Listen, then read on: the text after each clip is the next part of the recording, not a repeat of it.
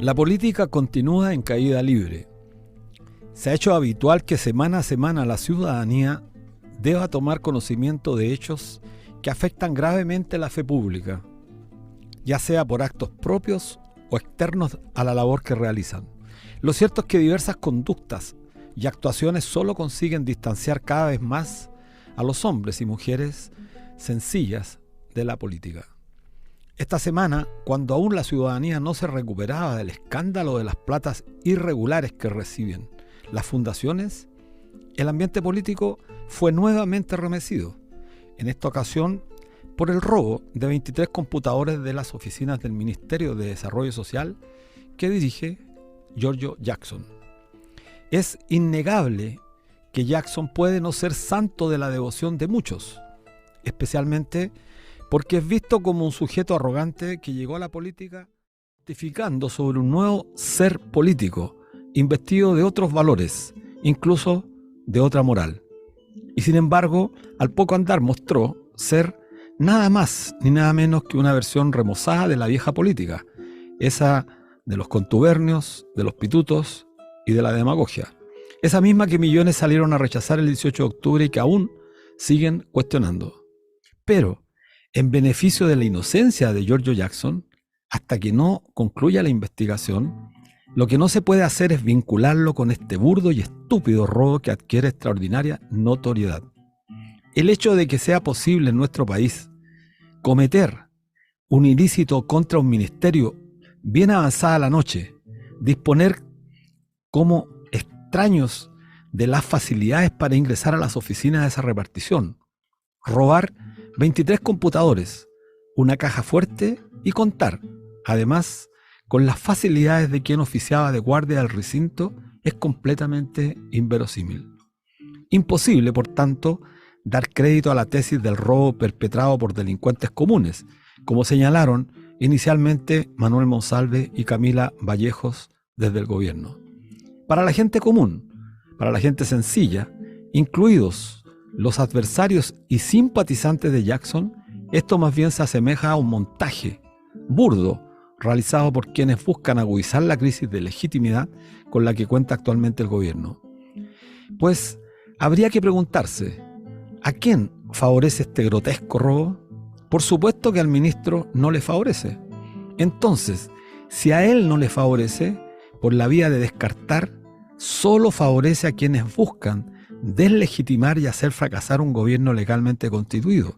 Situación que nos lleva a recordar, a propósito de que estamos próximos a conmemorar el 50 aniversario del golpe fatídico cívico-militar contra el pueblo, los episodios previos al derrumbe de la democracia en nuestro país, como fue la conspiración, la mentira y la sistematización del boicot de la política que la derecha llevó adelante durante los 1000 días del gobierno popular. Por supuesto que hoy no estamos viviendo un periodo similar, pero es perfectamente legítimo recordar y formularse preguntas que ayuden a comprender quiénes son los interesados y a quienes conviene este escándalo del robo de los computadores. La crispación del ambiente político actualmente solo favorece a quienes se empeñan en mantener el actual estado político y económico. ¿Y qué tiene que ver esto con el robo de los computadores? Mucho, pues en la medida que se polarizan los escenarios más complejos se hace resolver las demandas concretas de los hombres y mujeres de trabajo. Así entonces, la reforma de pensiones cede a la presión de la derecha que busca dejar todo, absolutamente todo, como está. Las ISAPRES, en un ambiente de tensión, logran ser escuchadas en sus demandas y se dilata el pago que le deben a millones de usuarios. La derecha es especialista en instalar, comillas, medias verdades y medias mentiras, que favorecen sus intereses y privilegios. Cuenta, además, para esta estrategia con los tontos útiles, que de tontos tienen poco, pero de pillo tienen mucho. Es el personaje del año, quizás, el senador socialista Fidel Espinosa. Es la expresión más deplorable de la política.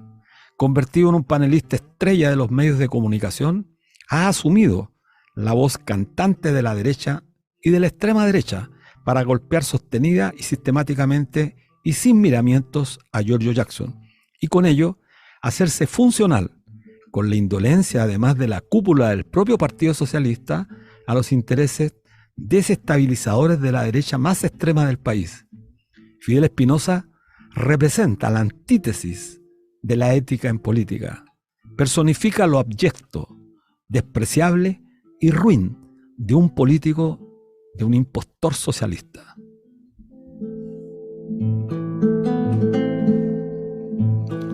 Hola amigos, amigas, ¿cómo están? Como todos los días viernes en un programa de debate social aquí en la radio que piensa, en la Radio Universidad de Chile, en el 102.5 del dial FM y a través de nuestra señal online y por streaming a través del fanpage @canal.social, bajo la dirección de la periodista Ana Muga Sáez en la dirección y Javier Márquez en la difusión y redes y Patricio Núñez en los controles. Y además con permanentemente nuestra compañera Miriam Campuzano. ¿Cómo estás, Miriam?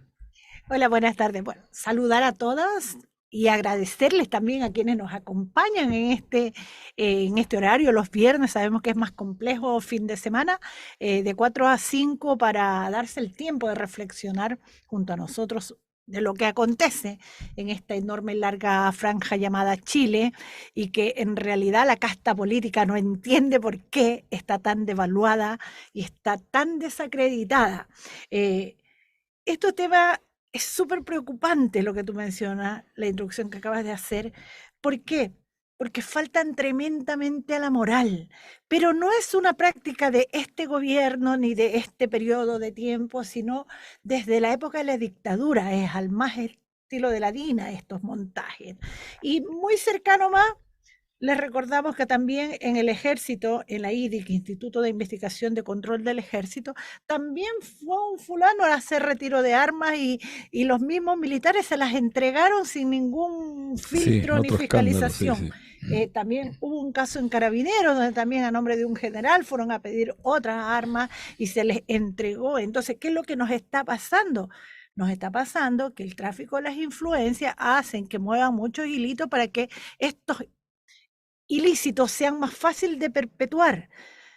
Sin duda alguna, el caso de Giorgio Jackson y su ministerio ya cae en lo burdo, raya en lo burdo, en lo más falso, en el montaje más vulgar de lo que se ha visto en este último tiempo. Entonces, es preocupante la manera de hacer política o de hacer oposición en un gobierno, sea de un lado, sea del otro sector, pero a la final son las mismas prácticas que se van reestructurando, pero no cambiando el formato. Así es. Así que, bueno, decirles que este tema se ha convertido en todo un caso. Esta vez las investigaciones, la policía, los carabineros dieron rápidamente, recuperaron las especies y se descubrió que en la comuna de Renca la persona receptora era del clan cercano a la señora exalcaldesa de esa comuna, Vicky Barahona, alcaldesa por 16 años de esa comuna de derecha, y que su hijo es militante del Partido Republicano. O sea, es sumar 1 más 1 y darse cuenta todo lo que hay detrás, así como la gente de derecha tiene legítimo derecho de opinar desde su perspectiva. Nosotros los pobladores, los trabajadores, la gente común también tenemos que opinar de lo que se pone en el tapete.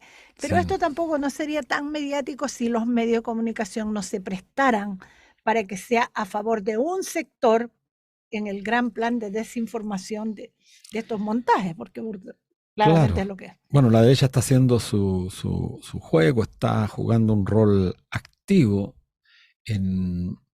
usando, como decía al comienzo, medias verdades, medias mentiras, instalando la idea de que aquí hay responsabilidades mucho más allá de lo que en realidad sucedió con este hecho, que sin duda hay que investigarlo, y por lo burdo devela que alguien debe estar detrás, respondiendo a ciertos intereses. No se trata de reflexiones conspirativas, ni mucho menos, pero ciertamente que es tan burdo, que alguien tiene que estar comprometido, y esto sirve, hay que decirlo claramente, sirve a los propósitos de aquellos que quieren perpetuar el modelo económico, el modelo político en este país. Por lo tanto, es muy relevante que la ciudadanía esté atenta, esté alerta.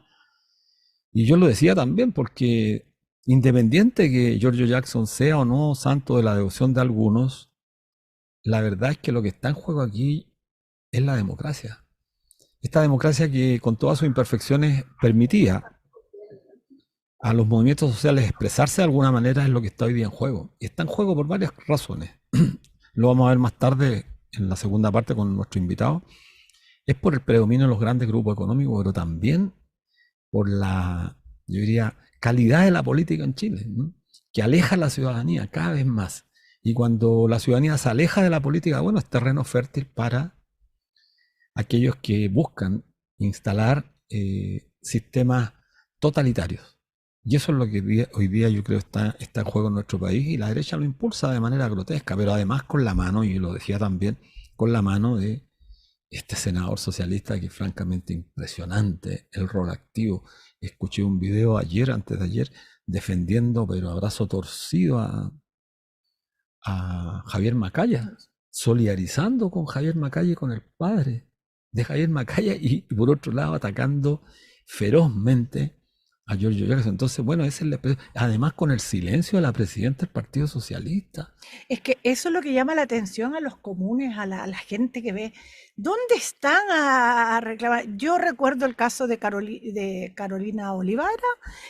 Al tiro salieron a condenarla y su mismo partido sacó No, la voz. a Catalina Pérez. A Catalina Pérez dice. De Catalina Pérez Sí. también, de Karina Oliva, en esos casos de... No se demoraron esos partidos en tomar una postura, pero ¿dónde está la señora Bodanovich? Pues, Claro. ahora no ha dicho nada. Hablando de Fidel Espinosa, que es de lo más recalcinante de los socialistas, tampoco se ha visto al resto de la bancada socialista, a los partidarios.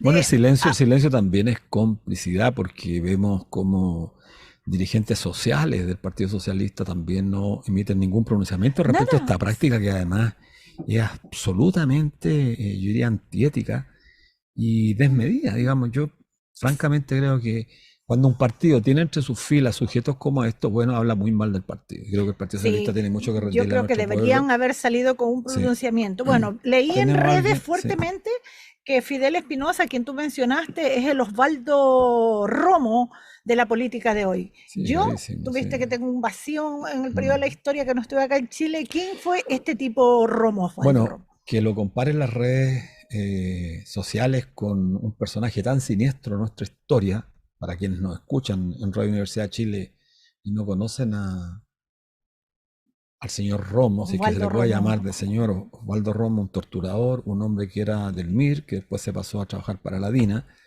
es lo más siniestro. Bueno, compararlo, si las redes ya están comparándolo es gravísimo. Nos dicen que tenemos contacto ya con Gustavo Gatica en el teléfono, Miriam. Sí. Adelante, Gustavo, ¿estás en línea? Hola, sí. Hola, ¿aló? Gustavo, ¿cómo estás? Qué gusto de escucharte. Bien, ¿y ustedes? Bien, gracias. Mucho gusto. Igualmente, y muchas gracias por tomarte tu tiempo para poder conversar brevemente con nosotros aquí en la Radio Universidad de Chile, la radio que piensa. Bueno, espero que estés bien de salud. Bueno, es muy importante porque Gustavo va a estar pasado mañana, el día domingo, con su banda, participando activamente en la jornada que reivindica la seguridad social. Bueno, Gustavo Gatica es por todos conocido, psicólogo, hace poco tiempo se recibió a pesar de todas las dificultades que ha tenido. Y bueno, queríamos que nos dijeras respecto a la importancia que tiene para ti, Gustavo, el tema de la seguridad social, porque la has vivido carne propia, bueno, y sabes los males que aquejan a la gran mayoría de la población. Hola, sí, bueno, importantísimo primero recalcar volver a movilizarse. Creo que es súper relevante. Siento que aún no nos hemos sacudido totalmente de la derrota del plebiscito del año pasado.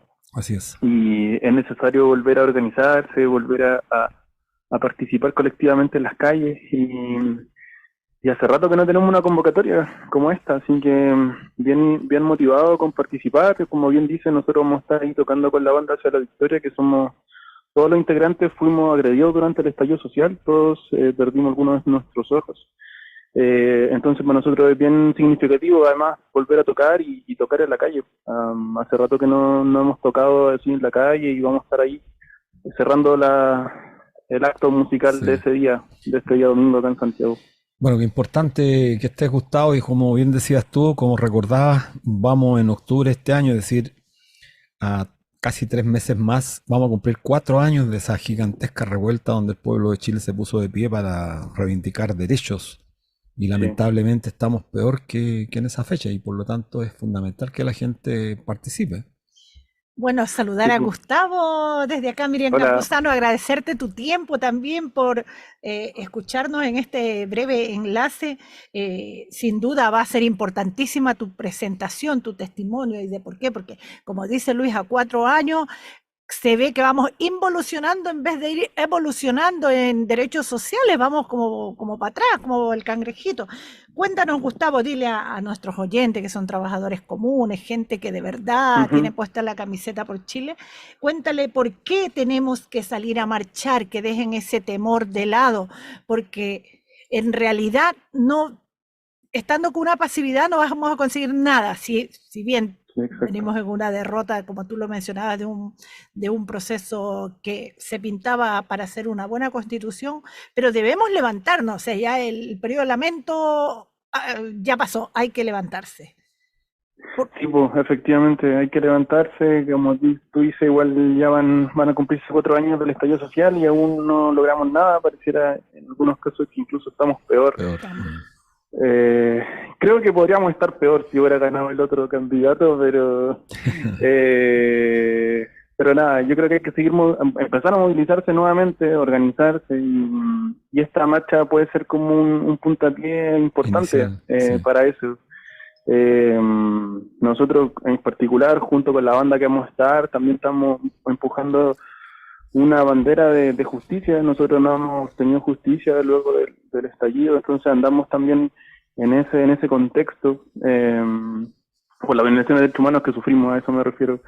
Así que creo que es importante participar y los quiero dejar a todos invitados a quienes estén escuchando este día domingo, participar de esta movilización y para que se vengan otras más, pues, sobre todo también pensando en lo que se nos viene en septiembre, que son los 50 años de la dictadura, y creo que ahí también hay algo que tenemos que hacer, algo que tenemos que participar desde las calles y todo eso, que ya sabemos. Totalmente de acuerdo, Gustavo. Bueno, tú, que más que tú, que has sufrido, bueno, justamente los efectos de la represión y que seguimos bregando por alcanzar justicia.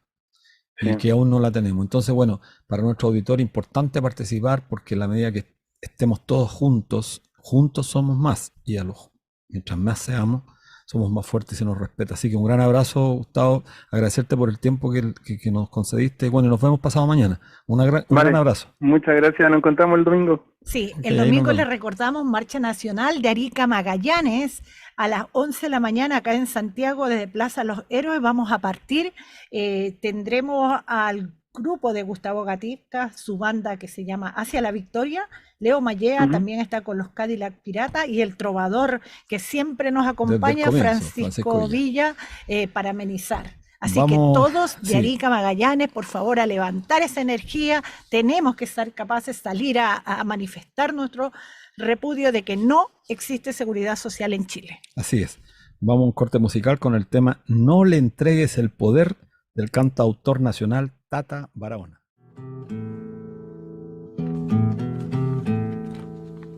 Estamos de vuelta aquí en la 102.5 Radio Universidad de Chile, recibiendo a nuestro invitado de hoy, quien es Manuel Riesco, economista del Centro de Estudios Nacionales de Desarrollo Alternativo, Senda, vicepresidente de esta fundación que nos brinda información muy detallada y certera cada mes. Así que bienvenido, Manuel, muchas gracias por tu disposición. Lo tenemos por Zoom, así que ahí lo vemos en pantalla. Luis. Hola Manuel, ¿cómo estás? Hola Luis, ¿cómo están ustedes? Mucho gusto y muchas gracias por esta invitación que honra Senda, especialmente en el día anterior a la gran marcha que tendremos mañana en todo Chile para apoyar la de A 2 días. Pasado mañana, El domingo. pasado mañana, Manuel. El domingo, perdón. Domingo, sí, sí. No, muchas gracias por tus palabras. Bueno, también aprovechamos que está Manuel acá, enviarle un gran saludo a una gran persona que quizás ha hecho una contribución permanente a nuestro país, particularmente al conocimiento de la economía, a los trabajadores, a don Hugo Facio, que es el director de Senda, a quien le mandamos un caluroso saludo, un gran abrazo a Hugo, que ya pasó los 90 y sigue produciendo mucho conocimiento para todos nosotros. Es un ejemplo a seguir, o sea, un hombre con una fuerza increíble. Así que dale tu saludo, Manuel, y entremos en materia. Por supuesto, se los daré y estará muy contento. Él tiene una gran admiración por el trabajo que hace Nomas AFP, bueno, y Luis Mesina en particular. Gracias. Bueno, este martes Senda dio a conocer el índice mensual de actividad económica I+6. Paréntesis, quiero aprovechar que estamos en Radio Universidad de Chile de invitar a todos nuestros auditores a que se conecten cada vez que Senda y Manuel con Hugo dan a conocer esta información que es tremendamente relevante, gratuita, está a disposición de la ciudadanía y hace un análisis profundo, particularmente del tema de pensiones. Bueno, tomando todos los meses en el informe, Manuel, tomaron en cuenta la totalidad de las cotizaciones pagadas en mayo del 2023, que son las cifras más actualizadas. Este informe arroja varios aspectos interesantes, pero queríamos comenzar preguntándote sobre uno en el que pusiste mucho acento en el informe de este mes, de esta semana en el fondo, y es el aumento gigantesco del número de desempleados, alcanzando 192.000 personas, y que señalaste que sería el mayor aumento en 3 décadas, y de ellos no se dice nada. Cuéntanos un poco sobre este aumento y a qué se debería, estimado Manuel. Bueno, primero es importante saber lo que son las cotizaciones previsionales en que está basado este informe. Las cotizaciones previsionales son un censo de las nóminas de pago de la economía, un censo. Es decir, cualquier empleador que contrata a alguien a los primeros días del mes siguiente tiene que hacer una declaración de lo que le pagó y también de quién es la persona que contrató. Entonces, es un censo de los empleadores, por una parte, y por otra parte también de la fuerza de trabajo, medida por los registros de afiliados al sistema de AFP, que coincide con la población mayor de 16 años. O sea, es un censo nacional de la fuerza de trabajo y, por otra parte, de los empleadores del país. En ese sentido, es la cifra más confiable del empleo. En todos los países del mundo es considerada así. En Estados Unidos, por ejemplo, se publica mensualmente la cifra que ellos llaman payroll, y la traducción payroll quiere decir nómina de pago en inglés. Es decir, claro. Y esa es la medida del empleo en Estados Unidos. Aquí se ha considerado menos, pero de todas maneras es muy importante considerarla, y el I+6 está basado en eso. Entonces, ¿qué nos dice este mes en esta cifra? Nos dice lo que Hugo acaba de comentar, nos da una muy mala noticia, porque si uno compara las cifras de cotizantes al día, es decir, aquellos que cotizaron en mayo por remuneraciones de abril, percibidas en abril, esa cifra, que son más de 6 millones, esa cifra, si la compara con el mismo mes del año pasado, baja en 192.000 ocupaciones. Es decir, la economía, digamos, bajó en 192.000 ocupaciones. Ahora, esta cifra es una de las peores caídas, fue un 3,1%, y es una de las peores caídas en registro, como decía Luis. nosotros llevamos esta estadística desde hace 3 décadas, digamos, tenemos la estadística de 3 décadas hacia atrás, y estuvimos revisando hacia atrás. ¿Cuándo ha habido una caída tan fuerte como la que se dio en las cotizaciones de mayo? Y ustedes se van a sorprender, durante toda la crisis subprime, por ejemplo, en ningún mes el empleo cayó con la misma medición, es decir, los ocupados al día, digamos, con cotizaciones al día, en ningún mes cayó en un 3,1%. Cayó varios meses, ¿no es cierto? Y se fue sumando, pero en ningún mes en particular cayó tanto como en mayo. Ahora, hay 2 o 3 meses de caídas tan fuertes a principios del siglo, en la crisis que se llamó .com, y donde sí hay varios meses con caídas más fuertes es en la crisis COVID del 2020, porque ahí se paralizó Razonable, claro, la economía mundial. Claro. Entonces es gravísimo, gravísimo realmente. Es alarmante el tema, es preocupante, o sea, esa caída quiere decir que estamos incrementando el desempleo. Otro aspecto que tiene en relación con lo que hablabas antes es que los indicadores estarían dando cuenta que el país está entrando en una recesión en medio de un escenario económico internacional favorable y que esta situación sería solo responsabilidad de la política económica que se está llevando desde el Banco Central. Explícanos un poco cómo llegas a esa conclusión, en qué basas ese análisis en lo más sencillo y común como para todos los trabajadores que están escuchándonos en esta hora. Bueno, ya les mencionaba, caídas de esta magnitud ni siquiera en la crisis subprime se habían experimentado.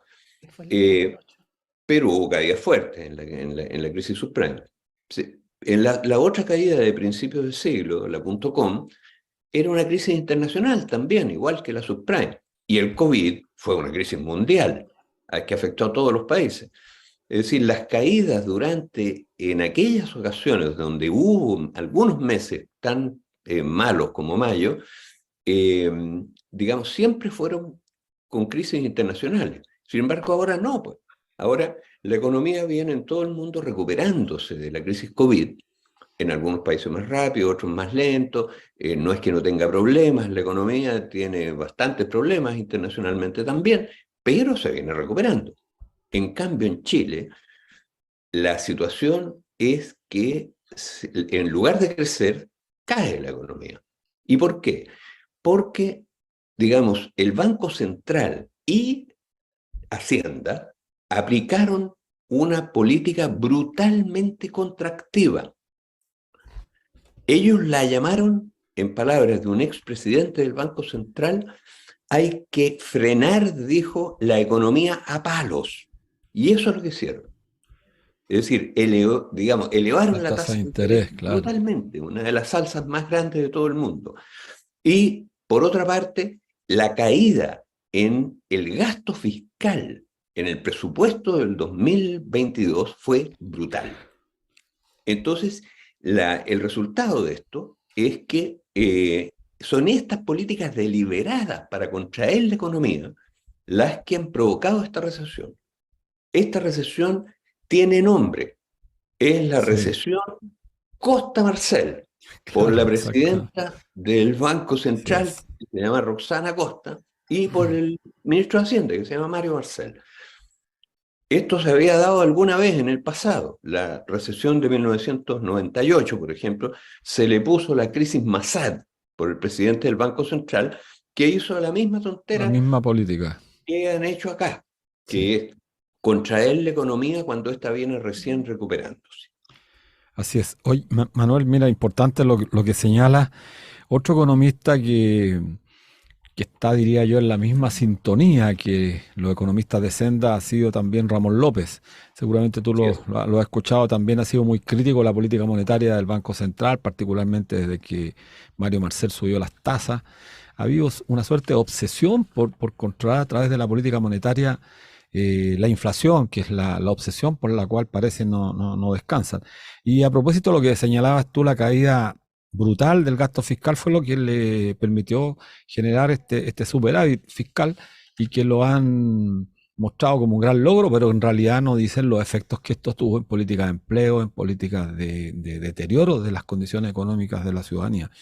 Los datos aportados, vuelvo al tema del informe de ustedes, del IMASEI, los datos aportados en este informe, Manuel, que están basados en las cotizaciones pagadas en el mes de mayo, entregan información muy relevante y dura sobre los ingresos directos que van hacia las AFP, provenientes, y este es el tema que nos interesa mucho enfatizar, porque creo que, bueno, Senda, nosotros hemos tomado mucho, bueno, el discurso de Senda nos llena de muchos insumos para el debate. Estos aportes provenientes del salario de los y las trabajadoras, porque siempre hablamos de cotizaciones, pero estas cotizaciones no son una abstracción, son parte del salario nuestro, de nuestra vida, de nuestra humanidad. Por favor, cuéntanos un poco cuánto cotizamos los chilenos en el mes de mayo y con cuánto de esos recursos se quedan las AFP. Por supuesto. El informe de IMASEI básicamente lo que hace es, y en esto es una información exclusiva, lo que hace es calcular el flujo de caja neto del sistema AFP. Es decir, cuánto dinero se le pone, cuánto dinero le ponen los trabajadores, Claro. cuánto le pone el fisco en subsidios directos monetarios y cuánto paga el sistema AFP en beneficios, principalmente pensiones. Entonces, ese es el cálculo que hacemos todos los meses. Eso se llama el flujo de caja neto del sistema de AFP. Ahora, esto no es ninguna novedad. Todos los proyectos se evalúan de esa manera. Se calcula el flujo de caja. Y después se ve, digamos, si la plata que uno retira es mejor, es más que la que uno pone, el negocio es bueno. Si es al revés, el negocio es muy malo. Bueno, en el caso de las AFP, el negocio es brutalmente abusivo. Porque los 505 meses que han transcurrido desde que se creó el sistema de AFP, se ha dado una situación muy parecida a la de mayo. ¿Y cuál fue la de mayo? Fíjense ustedes que la recaudación de cotizaciones en el mes de mayo, digamos, Luis decía, esto es, digamos, algo que se le recorta a los salarios, ¿no es cierto? Bueno, lo primero que hay que saber es cuánta gente cotizó en mayo. Ahora, los que cotizaron en mayo fueron los que antes mencionaban, los que cotizaron por el mes de abril, ¿no es cierto? Los que estaban al día, que son más de 6 millones. Pero resulta que a eso hay que sumarle los atrasados. Y es decir, los que cotizan en mayo por empleos que no habían cotizado antes, que se atrasaron, digamos, en las cotizaciones. Y a esos dos hay que agregarle los honorarios. Ahora, los honorarios, o sea, la información la ve el Servicio de Impuestos Internos y entrega la información en un par de meses en el año. Entonces, lo que hace Senda es anualiza los honorarios. Si uno le agrega entonces las cotizaciones atrasadas y le agrega los honorarios, en mayo cotizaron casi 7 millones de personas. Casi 7 millones de personas. Y el ingreso promedio fue más de 1 millón de pesos. Hay que decir esto también. Felizmente las remuneraciones hasta ahora se han aguantado. Las mujeres un poquitito más de 1 millón de pesos y los hombres un poquitito menos de 1.200.000 pesos. Pero el promedio es superior al 1 millón de pesos. Entonces, y a eso sáquenle ustedes el 13%, que es lo que descuentan las AFP. Entonces, por lo tanto, a cada uno de estos 7 millones de personas, las AFP le descuentan cerca de más de 130.000 pesos a cada una. Multiplican la cifra. ¿Cuánto da esa cifra para mayo? Llevado a dólares de ese mes, 1.227 millones de dólares en mayo. Bueno, ¿y cuánto pagaron en pensiones? Todo el sistema de AFP. Tanto las AFP como las compañías de seguro. ¿Cuánto pagaron en total en pensiones? 556 millones de pesos. O sea, le recortaron a los salarios 1.227 millones de dólares, más de 1.000 millones de dólares. ¿Y cuánto pagaron en pensiones? Poquito más de 500. O sea, recaudaron el doble de lo que pagaron. Pero resulta que de esos 500 millones de dólares, 556 que pagaron, el fisco pagó en el mes de mayo, subsidió directamente 500, el subsidio fue 357, un 64,1% lo subsidió el fisco. Y por lo tanto, las AFP recibieron los 1.200 millones más 300 y tantos millones que le puso el fisco y pagaron 500. Entonces, el resultado fue que se embolsaron un excedente neto de más de 1.000 millones de dólares en un mes.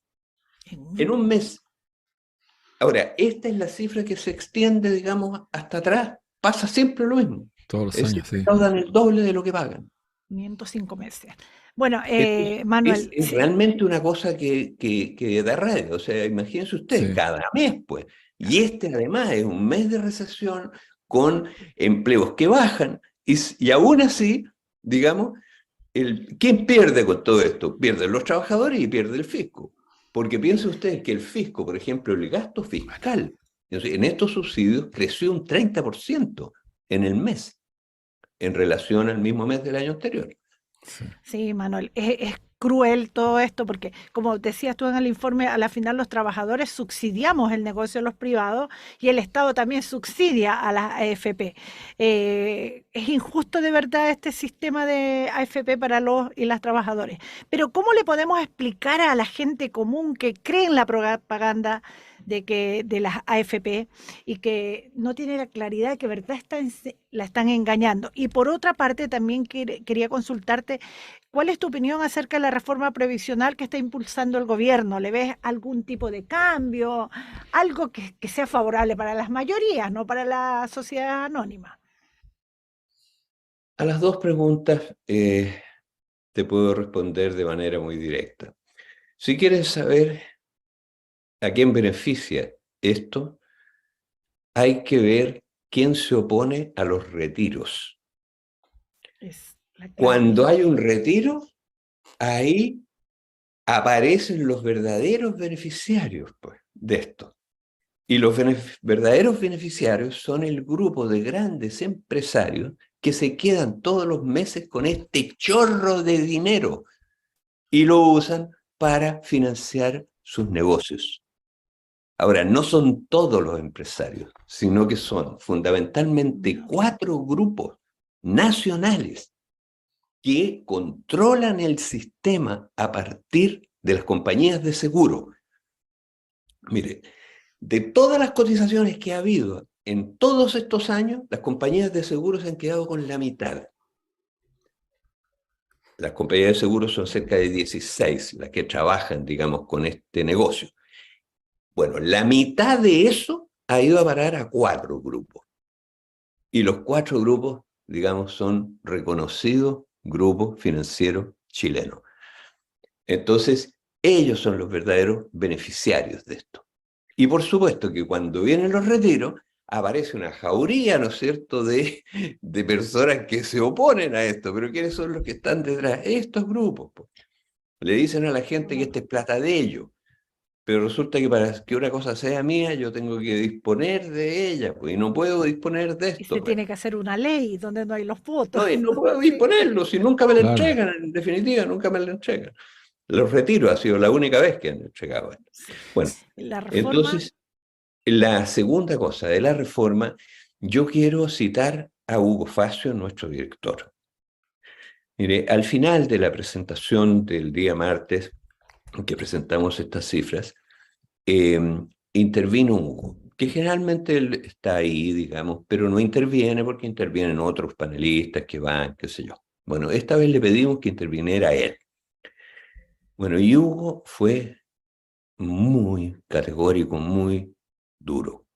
Él dijo, mire, lo que está pasando en el Parlamento no va para ninguna parte. No beneficia a los trabajadores. Al contrario, Para los trabajadores es muy negativo, pero lo que se está discutiendo, en eso ya están de acuerdo en perjudicar a los trabajadores. Él se preguntó, ¿qué es lo que se está discutiendo realmente en este momento?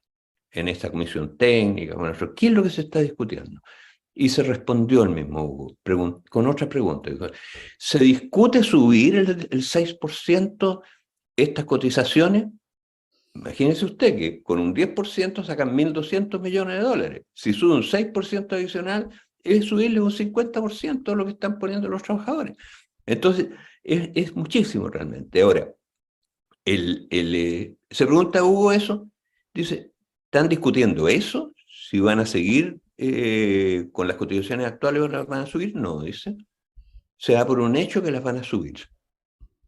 En segundo lugar, se está discutiendo si esas comisiones van a ir a los mercados financieros, y Hugo se responde, no, están todos de acuerdo que van a ir a los mercados financieros.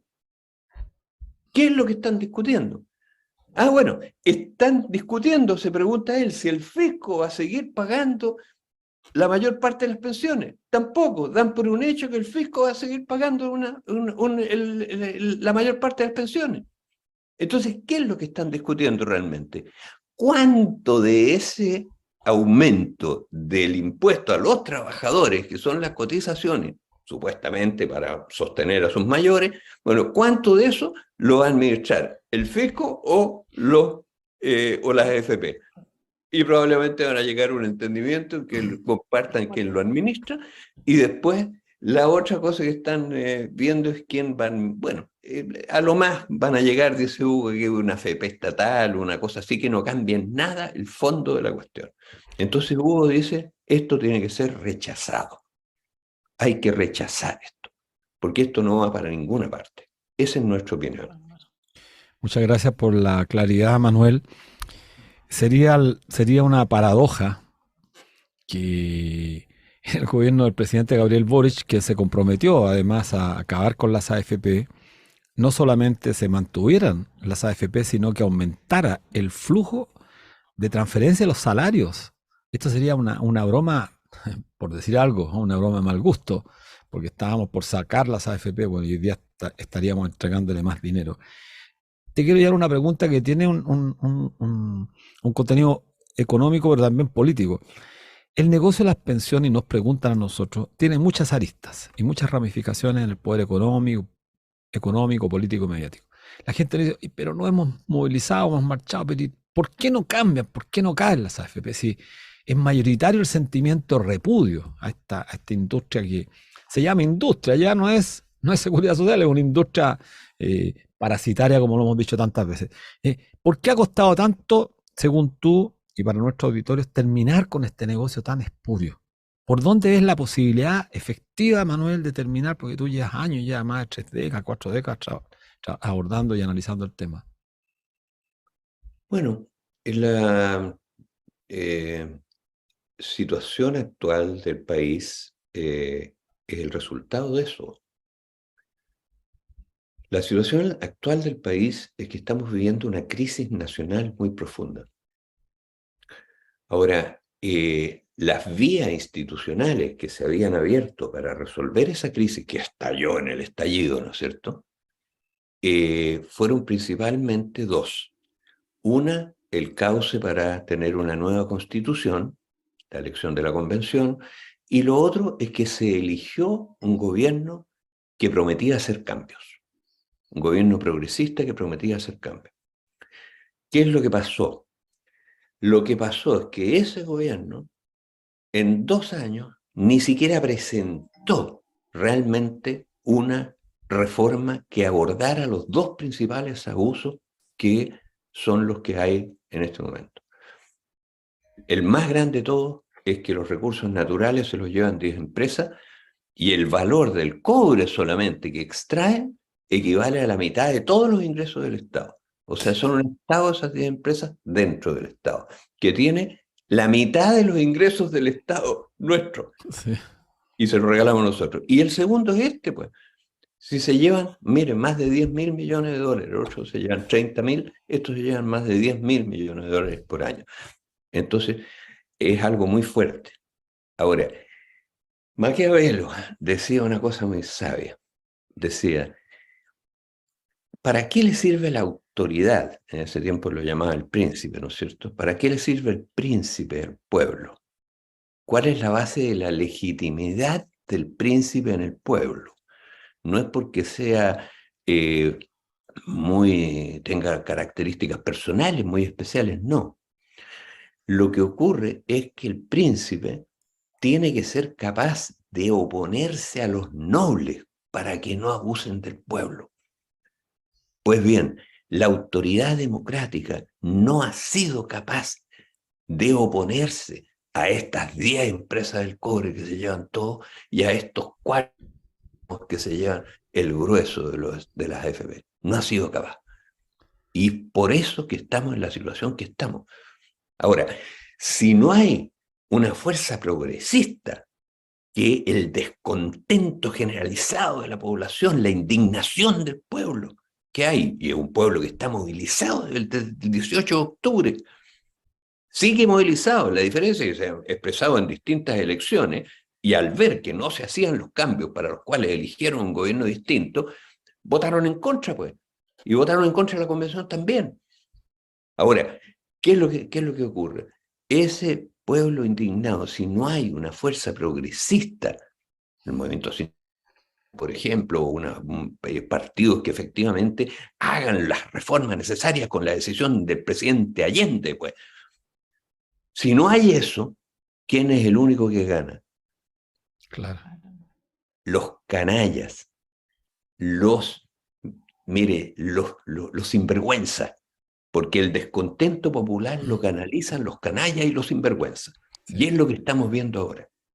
Mira, bueno, Entonces, estamos la situación es muy grave. Sí, muchas gracias por la franqueza, Manuel. Estamos con Manuel Riesco de Fundación Senda, vicepresidente, economista, bueno, conocido por muchos, por un largo periodo de tiempo analizando el tema de pensiones en Chile, quizás uno de los más grandes exponentes del tema. Lo que planteaste es relevante y nosotros también creemos que la única forma de resistir esta ofensiva en este contexto político tan complejo es justamente que el mundo del trabajo, los trabajadores, las trabajadoras, salgan a ocupar sus espacios, que desgraciadamente después de la revuelta tan importante vino la pandemia y esta sería la primera posibilidad de retomar la calle. La senadora Fabiola Campillay nos dijo, tenemos que retomar las calles porque las calles gritaban fuerte y claro, no más AFP, no más ISAPRE, salud pública, educación pública, vivienda digna. Bueno, todos esos problemas siguen vigentes y estamos peor. Entonces, queremos darte la palabra para ir terminando por el tiempo, Manuel, porque este domingo sabemos que también vas a participar en esta movilización, en esta marcha, que es una marcha familiar, enérgica, pero pacífica, donde levantamos la reivindicación que por más de 40 años, 30 años venimos planteando, restituir la seguridad social pública. Por favor, Manuel, te dejamos este último minuto para ti. Yo quiero felicitar a No Más AFP, porque están sacando la cara por lo que el sistema político no está sacando la cara. Todo el sistema político en este momento no está sacando la cara. Es decir, ustedes con esta marcha se están poniendo a la cabeza del descontento popular, pero para darle un cauce constructivo. Reconstruir un sistema de seguridad social. ¿Qué cosa más constructiva que esa, pues? Que las cotizaciones, de partida no subir las cotizaciones. No se necesita subirlas, ya se está, recaudando el doble. ¿Para qué para subir las cotizaciones? Ni un peso más al mercado de capitales. Hay que sacar, al mercado de capitales de la seguridad social. Hay que hacer seguridad social como tienen todos los países del mundo, pues. Los trabajadores activos tienen que sostener a sus mayores, sí o sí, con cualquier sistema, porque el pan que comen los mayores se lo producen los activos. Nadie más puede sostener, no van a venir los banqueros a sostener a los mayores. Tienen que ser los activos. Entonces, bueno, ¿y cómo se financia eso? Se financia de la misma manera, pues, si los activos destinan una parte de su salario a sostener buenas pensiones para sus activos, para sus pasivos. Con las que hoy día están aportando, se podrían subir al doble las cotizaciones sin ningún subsidio fiscal. Entonces, eso es lo que hay que reconstruir. Ese es el camino progresista para canalizar la indignación popular. Y eso, como el sistema político no lo está haciendo, tiene que hacerlo el movimiento sindical. El movimiento No AFP está dando una gran lección con la marcha de este domingo. Ojalá todos lo acompañen. Así esperamos. Bueno, lamentablemente llegó la hora de cerrar esta hora. Te agradecemos enormemente al economista, le agradecemos a Manuel Riesco, también a Gustavo Gatica por ese enlace. No nos podemos ir sin saludar a un una gran persona, Marcos Díaz, y a las regiones que se van a movilizar este domingo, de Arica a Magallanes, a regiones grandes, a regiones pequeñas, a comunas como Panguipulli. En todo el país está aprendiendo. En el norte grande aprendió ya con mucha fuerza. Mira, Panguipulli recién nos acaban de informar que también va a haber una movilización en la plaza de Panguipulli. Es decir, las ciudades se están armando de voluntades para cambiar y recuperar lo que nos pertenece. Creo que muy bien lo dijo Manuel. Así que un abrazo, querido Manuel. Extiéndelo a Hugo, que bueno, un amigo eterno de nosotros, un gran personaje de nuestro país. Toda la fuerza Sedna por ese trabajo enorme. Y nos vemos el domingo. Los seguiremos detrás de ustedes, marchados. Sí. Chao. Gracias a todos.